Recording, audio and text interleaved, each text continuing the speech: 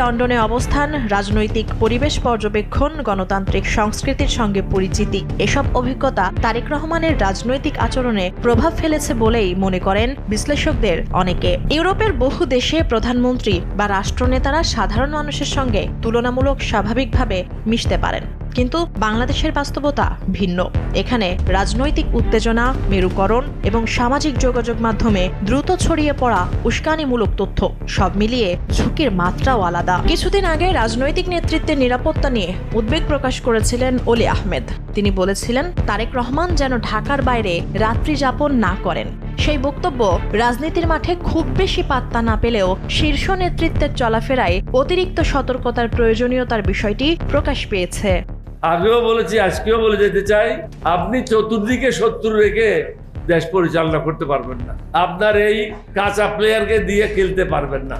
যারা আপনার সাথে আছে তারা হলো ওই যে, আপনি যদি স্কুলের সাথে তুলনা করি, হেড ক্লার্ক হয়ে গেছে হেডমাস্টার। আপনি কিন্তু খুব ভালো অবস্থানে নাই। আপনাকে আমি এটাও পরামর্শ দিয়েছি, ঢাকার বাইরে আপনি রাত্রি যাপন করবেন না, কারণ চারিদিকে আপনি শত্রু দ্বারা পরিবেষ্টিত, না হলে আপনি ক্ষতিগ্রস্ত হবেন। এটা রেকর্ডে থেকে গেল আমার কথাগুলি। বিশেষ করে বাংলাদেশের প্রেক্ষাপটে প্রধানমন্ত্রীর চলাফেরার ধরন নিয়েও শঙ্কায় পড়েছেন সচেতনরা। প্রোটোকলের চেয়ে মানুষের কাছে যেতে তিনি আগ্রহী বলে মনে করছেন বিশ্লেষকরা। রাস্তার পাশে দাঁড়িয়ে হাত নাড়ছেন, সাধারণ মানুষের সঙ্গে করমর্দন করছেন, গাড়ি থামিয়ে শিশুকে কোলে নিচ্ছেন। এই দৃশ্য অনেকের কাছে রাজনৈতিক বিনয়।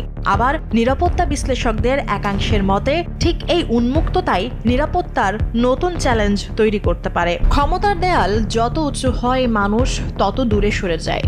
আবার এমনও কিছু নেতা থাকেন যারা দেয়াল ভেঙে মানুষের ভিড়েই হাঁটতে চান, মিশতে চান, জানতে চান তাদেরকে।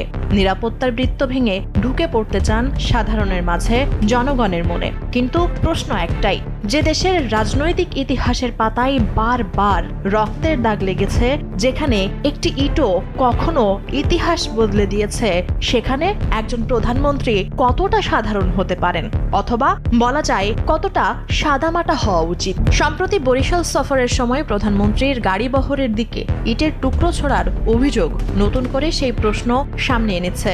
ঘটনাটি নিয়ে রাজনৈতিক অঙ্গন আর নিরাপত্তা বিশ্লেষকদের মধ্যে আলোচনা তৈরি হয়েছে। এরই মাঝে মাদারীপুরের এসপি বলেছেন, আরেক গাড়ির চাকায় লেগে অপর গাড়িতে পড়েছে ইটের টুকরো। তারপরও এই ধরনের ঘটনা কি ভবিষ্যতের জন্য বড় ঝুঁকির ইঙ্গিত? এমন প্রশ্নই ভাসছে সামাজিক যোগাযোগ মাধ্যমে। বিশ্বজুড়ে রাষ্ট্রনেতাদের নিরাপত্তা এখন বহুস্তর বিশিষ্ট।